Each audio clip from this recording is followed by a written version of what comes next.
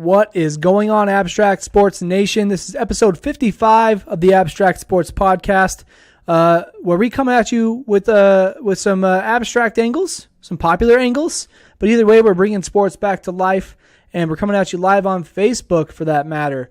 We're going to be talking about some MLB action today, some pretty big news coming out of All-Star Weekend. I mean, obviously, All-Star events have happened since the last time we did a show, but there's some other things that are kind of bigger than that in the scheme of things that we're going to talk about. Then we've got a little bit of basketball talk, talking about some recent deals that have happened in the last few days, but we're also going to talk about some PGA. So if you follow any kind of sports, you probably have an idea of what we might be talking about there. But without further ado, let's get episode 55 on the way. Please feel free to spam those emojis and let us know how you feel about our thoughts here. Let's go.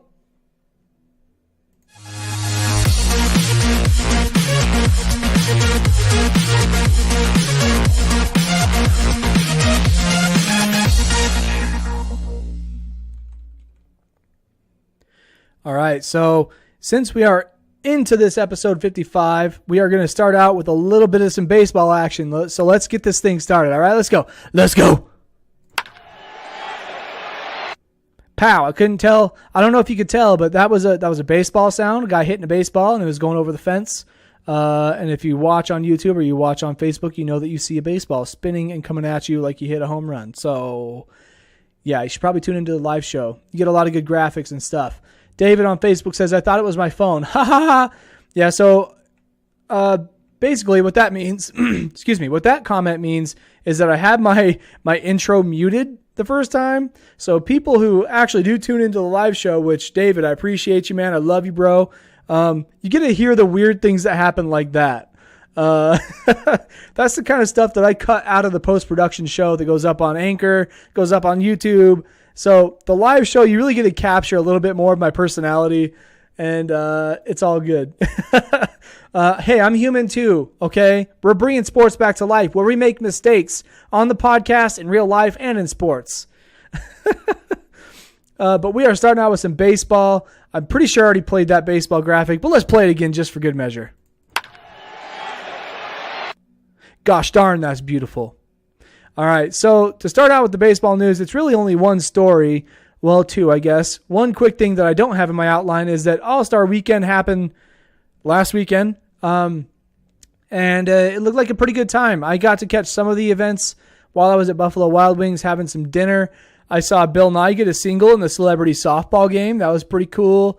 I saw that Bryce Harper won the home run derby in epic fashion. He was wearing a bandana, and he had to hit a certain number to win, and he did it. And streamers were flying, colors were all flittering in the air, and it was beautiful. And it was a good American scene, if you will.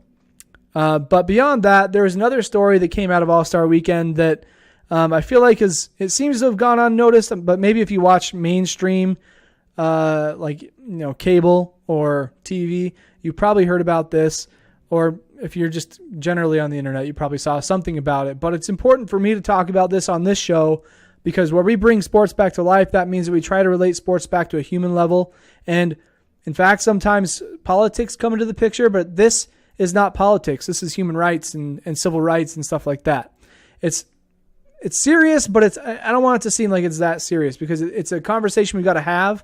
It's not meant to be an argument. It's more a discussion. So let's get it started. So this guy named Josh Hader, I'm saying his name like Hader. I'm assuming that's how you say it.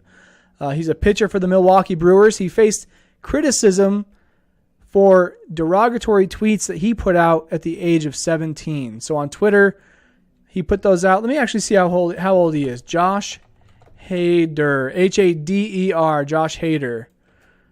Let's see here. He was born in, oh my word, 1994. Holy crap, that's weird. So that means he is like 24 years old. He's 4 years younger than me. He's 24 years old. Okay, Josh Hader, pitcher for the Milwaukee Brewers. He had some tweets. I haven't read the tweets. I just heard about them, and so I'll describe them to you. They had different variations of the N-word in them. Perhaps, if I'm remembering the same story correctly, there were some anti-Semitic tweets out there about, that he put out as well. Basically, just really ignorant, childish tweets to be putting out, and he definitely regrets it. But these tweets were discovered while he was pitching in the All-Star game, which is kind of a big deal. Somebody, well, that's not the big deal. Obviously, it's bigger than that. But what I'm saying is, when you get into the spotlight, you become a celebrity, you become an All-Star for a major sport in the biggest, or in a popular sport like baseball. There's a chance that there's going to be somebody out there trying to undermine you and trying to turn you into a laughing stock. And I'm phrasing it that way, but there are definitely two ways to the story. So don't get it twisted too early on, okay? But these tweets were discovered at some point during the All-Star game while he was pitching, and then when he left the game, he was notified of this. And I'm sure that his stomach went in knots and all that, judging by his reaction. In interviews after the game, he showed an immense amount of remorse and regret for his decisions as a teenager. He mentioned that he didn't mean what he said back then, and those values do not reflect him as the person that he is today, which I think is a very important thing to say when you're in that situation, especially if you feel that way. But apparently he did make a team-wide apology in front of the team.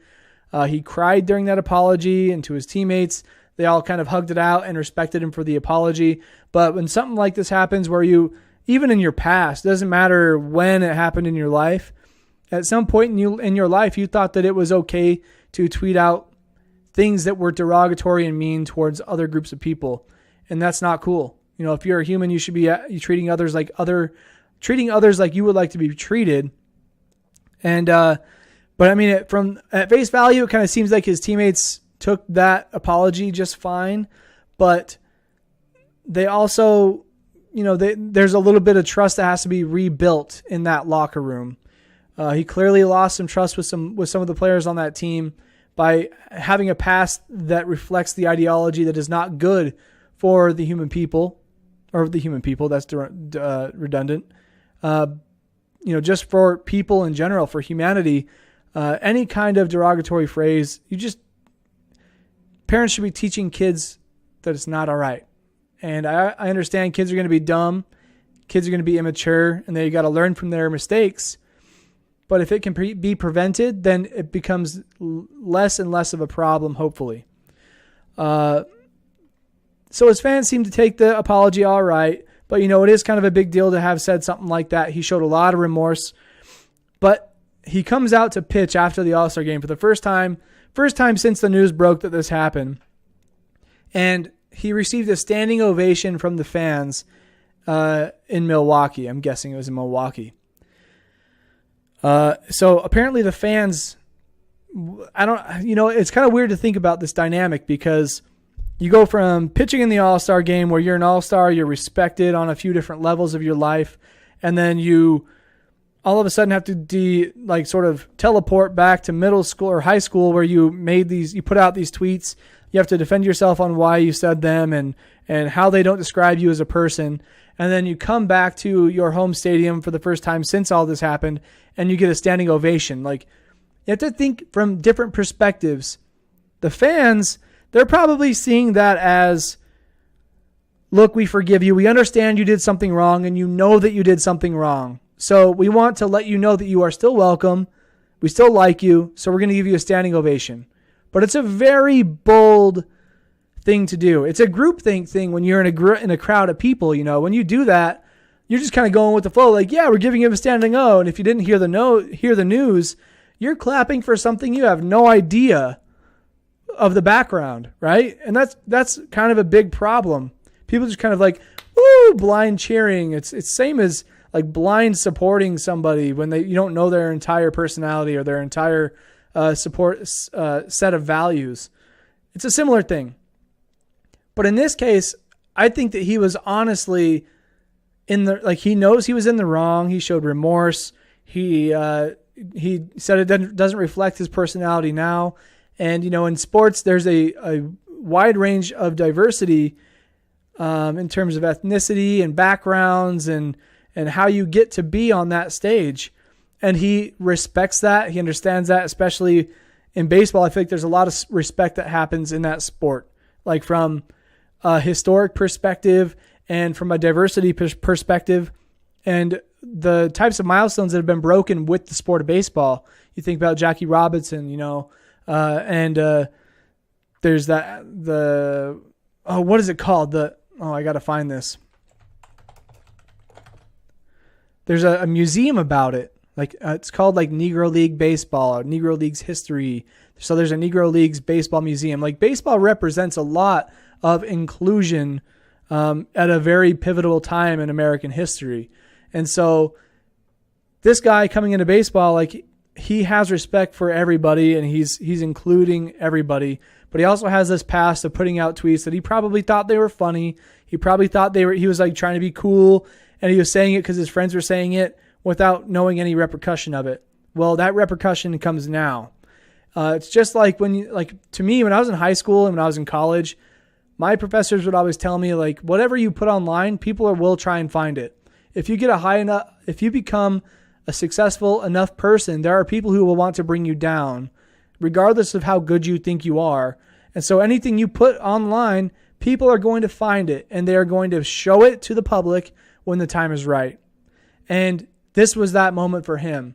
I don't know the guy personally. Honestly, I don't watch a lot of baseball, so I don't know his playing style. I don't know his demeanor. I don't know any of those things. I don't know what he's like in the locker room.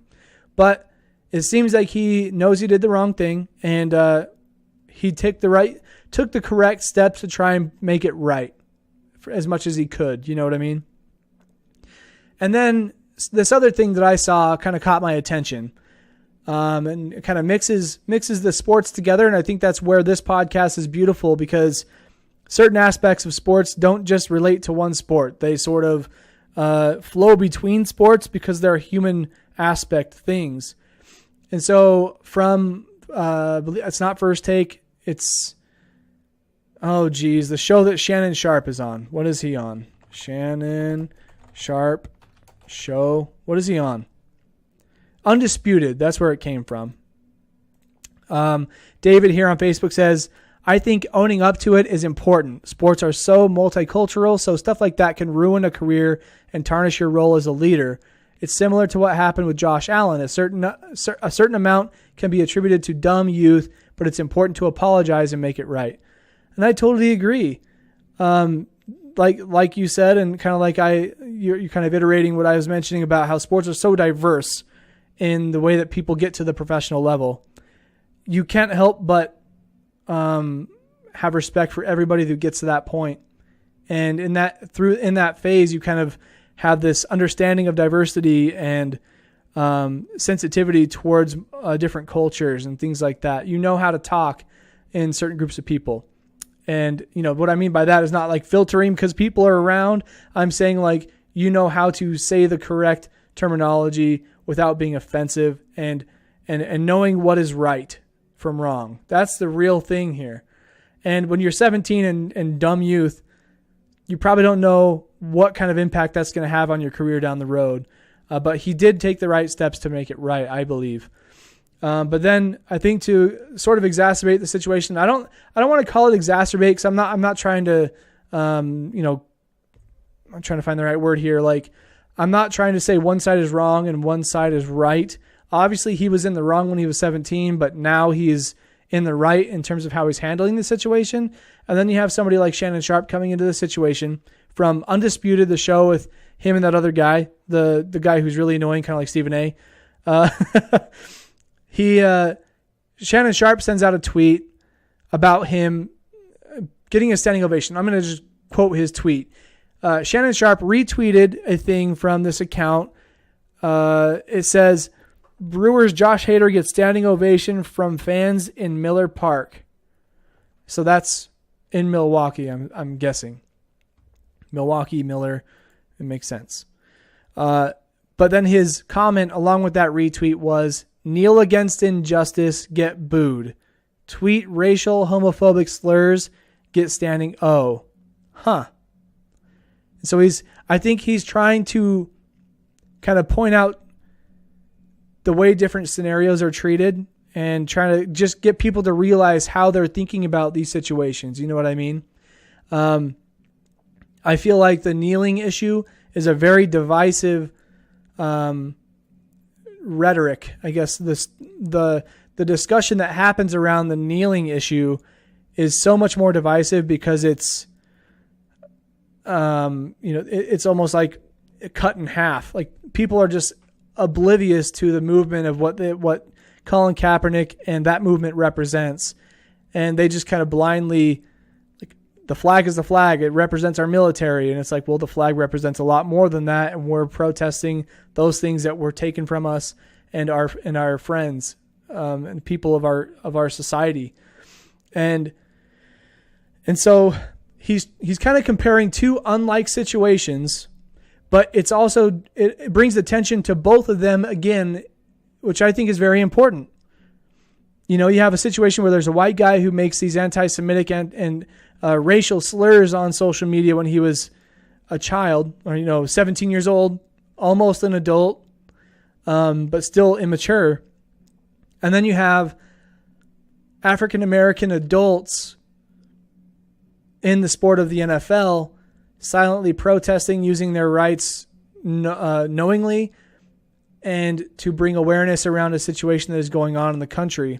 It's two very different things. One, he was probably joking when he was a kid, but that doesn't matter. You don't say those things. And the other one, it's like, we want to bring awareness to an issue. So it's like, one is trying to get attention. One is not really trying to get attention, but just trying to feel included. I don't really know how to say that. The two situations don't compare just right. They're not the same, and that's where I think Shannon Sharpe is kind of in the wrong, is that he's comparing two unlike situations. But he is bringing light to a still very important discussion about the kneeling and the national anthem with the NFL and how the rules that they kind of brought up and how they're getting kind of just brushed under the rug, so to speak, by making them go to the locker room if they're going to kneel, or get fined if they do it out on the sidelines. And I'm curious to watch the NFL season and see how that unfolds for them, because I have a feeling there's going to be more protests than not. At least from what I am following on Twitter and the things that I see, I think it's going to be more protests, and I would love to see it. I think it's good to keep that discussion going, not just like a one happenstance thing. Oh, Colin Kaepernick, boom, and it's done. But rather, let's keep talking about this because it's important.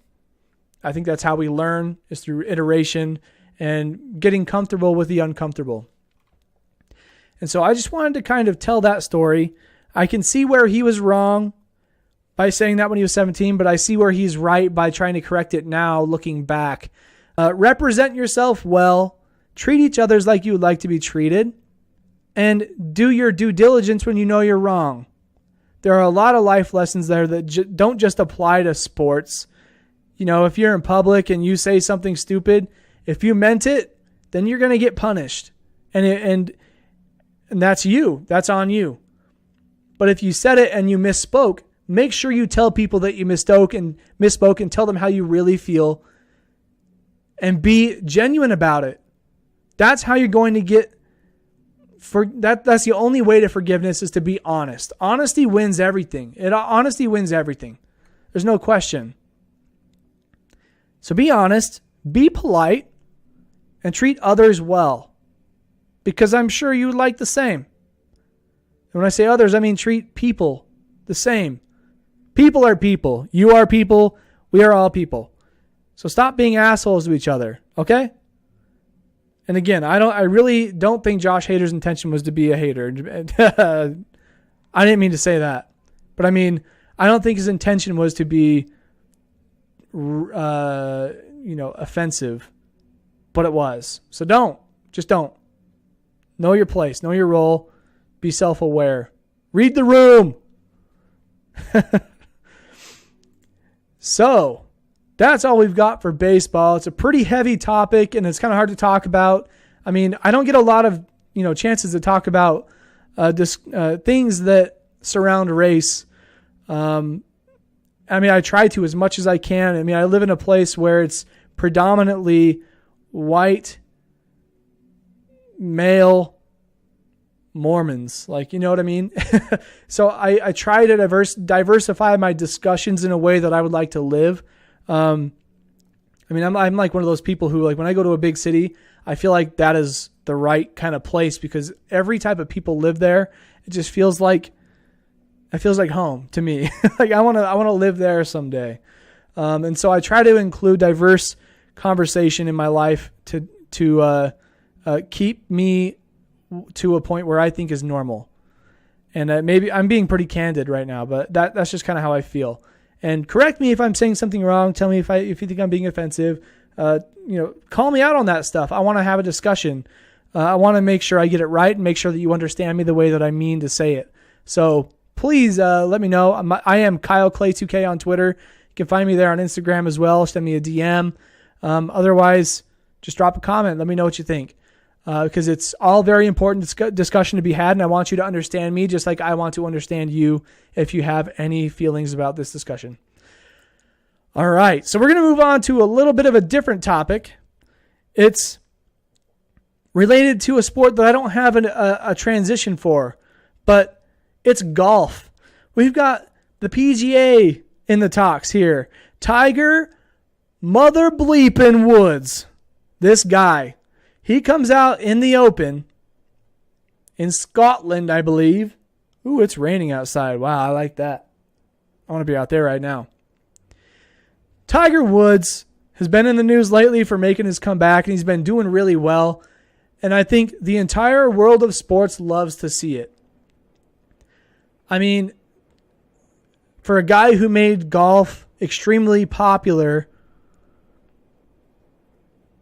him making a comeback, I've already had some other episodes like this in the past where I talk about the importance of having Tiger Woods in golf as long as possible and what he means to the sport. But him making a comeback, and not only that, but having the lead late in the Open Championship, that is huge for the game of golf.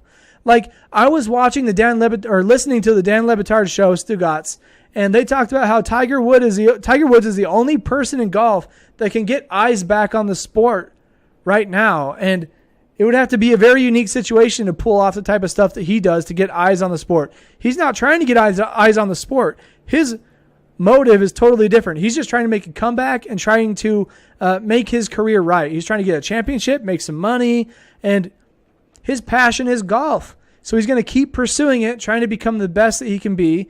And here he is in the Open Championship after a crazy, I don't want to call it like a bender, but, a leave of absence, if you will. And he comes back and he's leading the Open Championship in the last round. And he ends up finishing 6th in a 3-way tie for the position in the Open Championship. He had the lead late, had a double bogey, a bogey in consecutive holes, putting him 2 to 3 shots out of the lead, and just kind of fell from there. Other guys came up from there. But it's such a big comeback for him, and it's a huge comeback for the game of golf. On Stugatz, they were talking about how, I don't remember which one, or who it was. They were saying that their wife goes grocery shopping on Sundays. That's just what she does. And then on Sundays, she wasn't grocery shopping, and so he's like, "Hey, what are you doing?" I thought, usually you're at the store right now. Like, what do you got going on? And she was like, "Oh, I'm watching Tiger." And he's like, "I didn't even know you liked golf." So, like, I think that's the kind of situation that Tiger brings to golf is people who are not even interested in the sport or people who don't watch the sport regularly, they will tune in to watch Tiger play. And I am guilty of that. Like, in his last tournament that he was in where he was doing really well, I made sure to turn on the TV and watch because we're watching greatness unfold right in front of our eyes. And a guy who has been so good in the past, took a leave of absence, came back and tried to be the best again. It reminds you of like a Michael Jordan thing where he went to the Bulls. He won a 3-peat with them in the early 90s. And then he leaves, goes to play baseball for a year and a half, 2 years, comes back to basketball, wins another 3-peat with the Bulls. And then, the rest is history. Tiger Woods, it's almost like he's trying to repeat that kind of motion of being successful, taking a break, and the break was kind of out of his control in a way, but then coming back to it and trying to dominate. And I think that he sees that as a huge challenge. And I think the people who follow golf see that as a big win for them because they get to watch it happen. So keep your eyes on Tiger Woods as golf progresses. I'm not sure where they're at in their season, what other tournaments are coming up. I'm not a big golf guy, and in fact, I have a punch pass that I need to go use. I don't know if it expires, but I need to use this darn thing before the weather gets bad. Speaking of bad weather, it is starting to rain. We had a storm come through earlier, and it's starting to rain on us again. That's actually the worst rain we had all day. But in light of that, I need to go golfing. I need to get some golfing done, guys, no question. And that's what I've got for golf. Let's jump right into just a tiny bit, just a little tiny bit of some NFL discussion. All right, let's do it. All right, so not a lot of football news today out of the Abstract Sports Corner just yet, but I do have to let you know that I am going to be participating in a PPR league. It's a paid PPR league. My boy David here, who's in the comments of this episode, he is in that league with me along with a bunch of other friends. If you've ever seen the episodes where my friend Micah has helped me out, you may see him again this football season, but he is the manager of our league, and we've got I think 10 or 12 teams. It's a good number to the point where you won't be scraping up the crap off the bottom of the waiver wire. You'll be able to get some decent people. But I do have to say, I've never played in a PPR league, and I've never played a paid league. It seems like the right thing to do. I mean, you kind of put your money where your mouth is. You put money on the line, and you can try to win money by paying attention and setting your lineups and paying attention to the waiver wire and picking up players who are productive and dropping those who are not. So it makes you an active fantasy player by making it a paid league. I understand there are people out there who don't believe in paid leagues. It's like gambling, blah, blah, blah. But I tell you what, it makes you pay more attention. If you want to learn, if you want to do more research about a certain sport, put some money down on yourself. Go learn the things you want to learn otherwise, and then try to win some money in the process. Why not? I mean, you're learning. You're being able to discuss sports with people who are also as passionate about it as you are, and maybe more so, maybe less so, whatever. You get to talk to people who are talking about sports. But they're still people. And that's what makes fantasy sports great, is all different kinds of people play fantasy football. People who don't pay attention to sports, people who are huge into sports, and everybody in between both of those 2 points. But this draft is happening on August 24th, so it's about a month out as of yesterday. It's a PPR league where it's like a $20 down. And I think there's going to be weekly prizes for like highest score or something like that. And then there's going to be end of the year prizes for, I think, first, second, third place. Obviously, first getting the most, third getting the least. So not only is there a chance to win big at the end, but there's also a chance to win throughout the season. So it kind of keeps you, as if putting money down doesn't keep you motivated to set your lineup and be active. You can try to win weekly things. You can win a lot more money than you expect by doing well every single week. So if you go undefeated, you're going to come out way on top. I mean, putting $20 in, you win $7 a week. Bro, you're way on top. I mean, $20 times 12, that's a lot of money. It's like $240. There's a lot of money to go around. So pay attention in your PPR leagues. Pay attention in your paid leagues. And you better damn well be paying attention in your free leagues, because why the hell else are you in there for? All right, fantasy football season's coming up, kids. Preseason starts in about a month, about the same time as that draft, August 24th-ish, somewhere around there. So be ready for it. Football season is on the way. And now, last but not least, let's cover just a little bit of basketball. So since our last episode, I missed last week because I had some friends in town and it was important to me to hang out with them while they were here. But since our last episode, I talked about LeBron James for basically about an hour in the last one, and I enjoyed it because he went to the Lakers, and I was kind of telling you the story about how that broke down for me, like where I was when it happened. Like where were you when LeBron James was drafted to the traded to the Lakers? And I tell my story, and I'm like, oh my gosh, let me tell you, I was excited. It was the biggest and best moment of my life. Just kidding.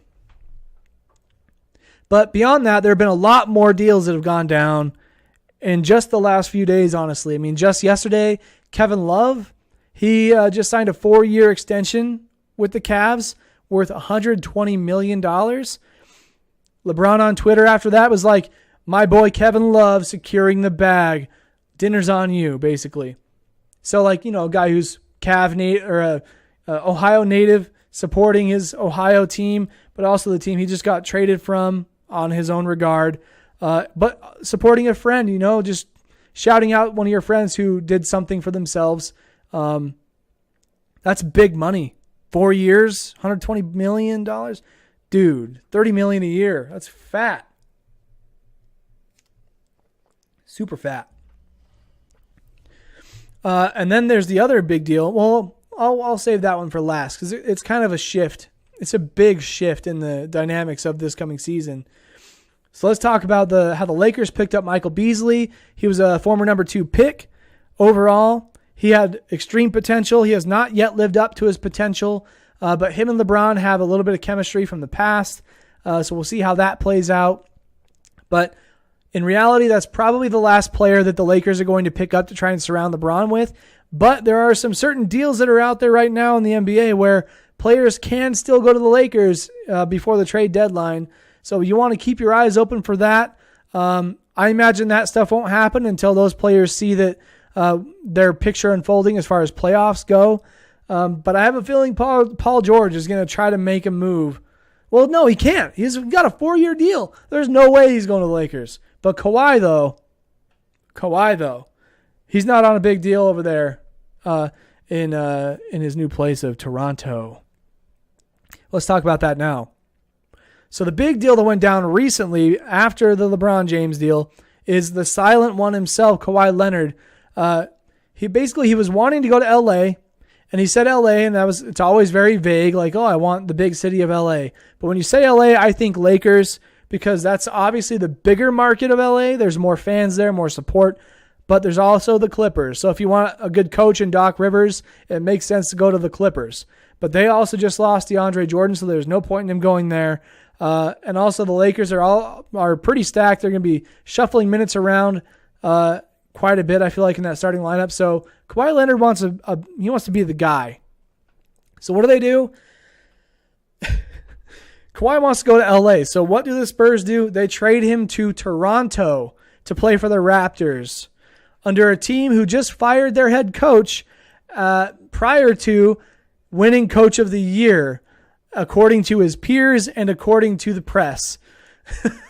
So he's going to a team that does not have a Coach of the Year. He's got Kyle Lowry. He's got some other working parts there, but he's got Danny Green coming with him from the Spurs. But they traded him for DeMar DeRozan and Jacob Poeltl. I don't know how to say that. It's very hard. Poeltl. And a protected first-round pick in 2019. Pretty sure Kawhi's there on a 1-year deal. Could be 2 years. I don't really recall. But there's potential for him to go somewhere else. And that's what you want to keep your eyes on. But the big thing about this, I saw that DeMar DeRozan kind of opened up about this situation, about him getting traded to the Spurs.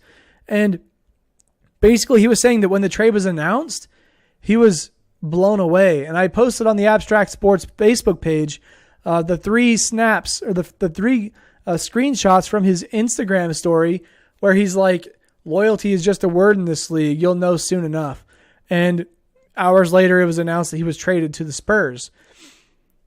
But after that happened, he said that he went to Drake's house and they basically just sat there and talked for a couple hours about what this means for him and what he's done for the city and how this shouldn't go unnoticed and how much respect they have for one another and what they do for their grind.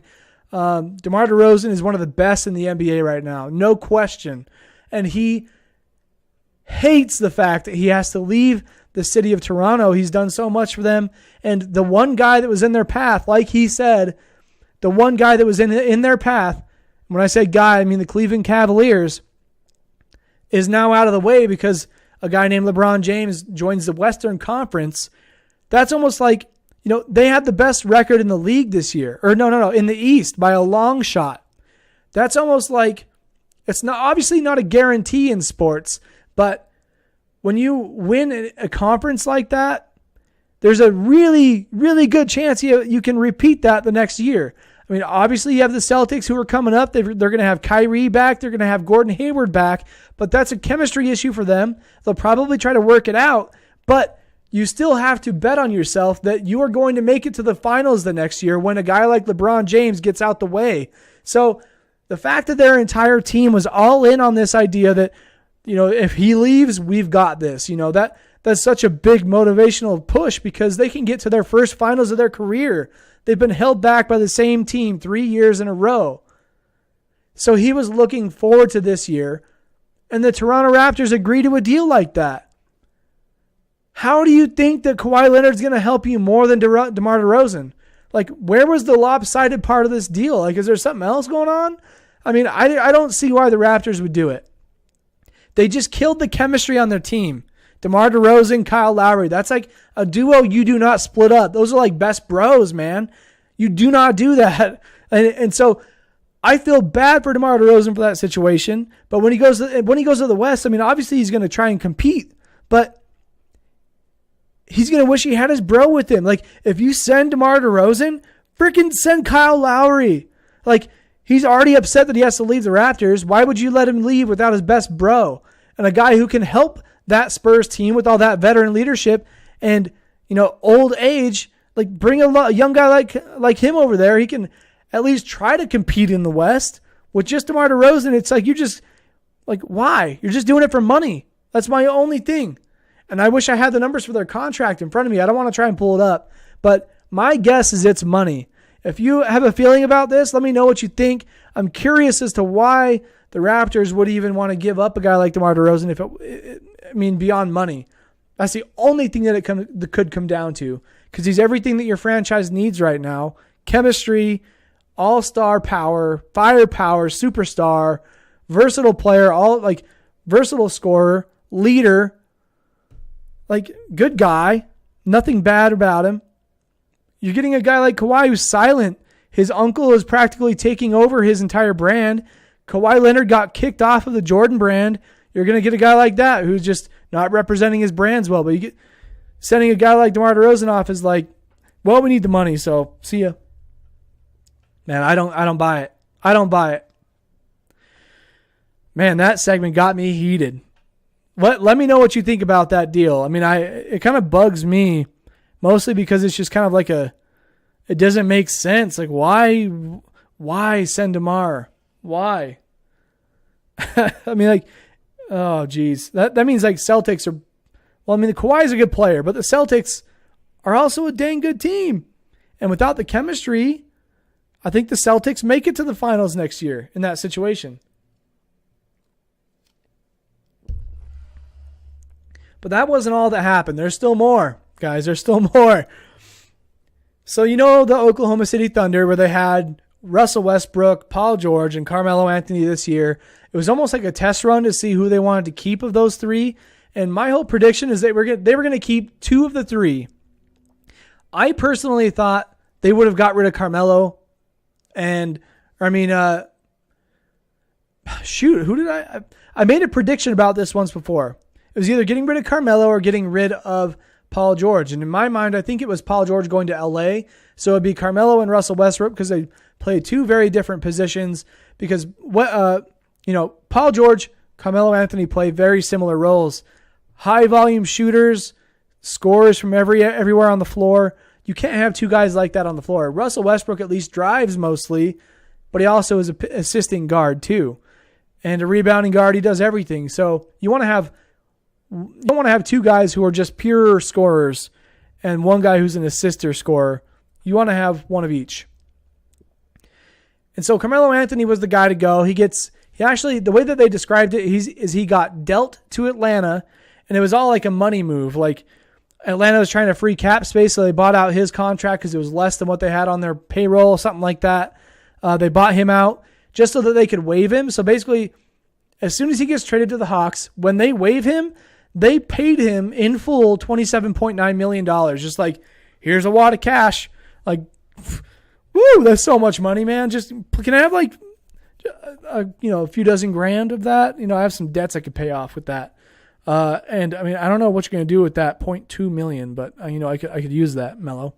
If you're listening, Mello, charity case over here. Go to abstractsports.com/support. Make a generous donation to our cause, and we'll greatly appreciate it. And we will make sure to keep promoting sports as a medium of humanity and inclusion and equality. I mean, I'm going to do that anyways, but I'd appreciate a donation. But he gets that $27.9 million. He's only taking like $2.4 million from the team that he's playing for now, which happens to be the Houston Rockets. Funny story. Guy on Twitter seems like a legit NBA insider working for ESPN. Has a couple thousand followers. I don't think he was verified, but his pictures were legit. His tweets seemed legit. And he posted a thing like, if Melo goes to play for the Houston Rockets, I will buy everybody who retweets this a copy of 2K19. Hey, Ronnie 2K, get the word out about this. Well, what do you know? When the deal was announced, the morning the deal was announced of him going to the Rockets, or at least planning to sign, Wojnarowski, the Woj bomb came through and said that he was going to be sent to the Rockets. That retweet count went way up, but I checked it early in the morning. It said 193,000 tweets. Do some math on that, kids. 193,000 times $60 per copy of the base game. We're talking like not the Legend Edition, not the Extended Edition, whatever it is. We're talking just the base game, $60, pre-order or not. $11.5 million. What happened? A few days later, the guy changed his profile picture to something inappropriate, changed his description on his bio to something inappropriate. He's like, somebody get me out of this trap and get me out of here fast. And they were like, dude, just change your username. Don't change your username. Don't bother. Don't do that. Change your bio and change your picture. People are going to know you're fake and get out. Now he's probably got a different legit account and he's going to be scrutinized for it. Like if he actually was an NBA insider and he predicted that against all odds, against big money, that Melo was not going to play for the Rockets and then it happens. And it's almost like 2K paid somebody to have him go to the Rockets so that they can get that kind of publicity. 193,000 copies of 2K. I guarantee like 25 to 50% of those people have never played the game in their lives. Like maybe. I mean, I can't say 50. Maybe like 20% of those people have never played the game in their lives. And, if Ronnie made a deal with him, he could probably have cut it down. Like, hey, man, we'll give you a deal at like a little bit above cost. Here's like how much it costs to make the game per copy. We're going to just bump it up a little bit, but still give you a hell of a deal. You know what I mean? So like when I saw that story come out, I retweeted it immediately. I'm like, hey, I play 2K a lot. Let me try and get a free copy if I can. But not 193,000 people think the same thing. The guy's salary is probably like a tenth, not even a tenth of that. There's no way he makes $1 million a year. No way. So, man, that story, that had me going. I laughed so hard. I'm like, dude, there's no way his pockets are that deep. That's a lot of games. And so that's basically all the big deals that have happened in the last few days. I don't know about you guys, but I'm a big basketball fan, and I've caught myself watching a whole bunch of old player clips like Larry Bird highlights, MJ highlights. And I actually found, just this last weekend, I found a highlight reel of Kobe Bryant's entire career. This video I think it was put out by the NBA. It was like 15 minutes long. If you want to see like Kobe Bryant's tendencies, look at that 15-minute highlight reel. It shows you so much about his mentality as a basketball player. I was talking to my brother just a little bit before the show tonight. Like the way that he would do things. Like there's another clip. Sorry, just this relates, I promise. Another clip I saw about Kobe is like, best plays against every team in the NBA in his career.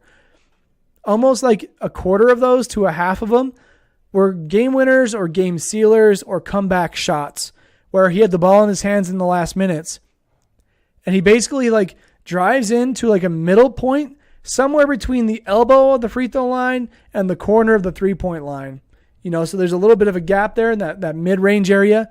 He would just drive to that point, catch his defender on the wrong foot going the wrong direction, and stop pinpoint with his left foot, go straight up for the shot, and nail it every time. I mean, obviously he missed a whole bunch of those, but Kobe was a guy who played head downhill and get to his spots. Like, Kobe was not a guy you mess with, especially in his younger years, but he knows his spots, he knows his footwork, and those are the things that will kill you in a basketball game.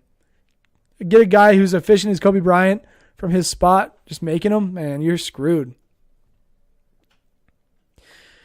But that pretty much does it for this episode number 55 of the Abstract Sports Podcast. I hope you all enjoy this one. It is a little bit different from the usual, covering a variety of topics from racial tweets and the impact that has on a player's career and his life and what his intention was. Talking about some PGA and a guy named Tiger Bleepin Woods who brings the sport back into the spotlight with a lot of effort, honestly, but kind of a secondary thing that happens there. He's obviously trying to pay attention to the golf game, but in turn bringing a lot of attention to the golf game with his fans. And then the NFL is coming up in about a month. Preseason's kicking off. Fantasy football leagues are firing up. Drafts are going to be going down like crazy. And then you got all these basketball deals happening, and there's more to come on that. Oh, by the way, I don't know if you guys caught this, but the Lakers went to their second Summer League championship in a row. That shows the promising nature of their young guys. Josh Hart, the guy who plays a lot of Fortnite apparently in his off time, got the Summer League MVP. Last year it was Kyle Kuzma. Or no, it was Lonzo Ball. Forgive me. It was Lonzo Ball. So Lakers did good in the Summer League. They got beat by the Blazers though. So shout out to the Blazers winning the Summer League. That's big for their young crew and helping them sign some new talent to come on for the next year and potentially years to come. But that does it for me. My name is Kyle Clay 2K. You can find me on Twitter, find me on Instagram. Also find my Facebook page. You can just do a search for Kyle Clay Design. You can see my pretty little face on there.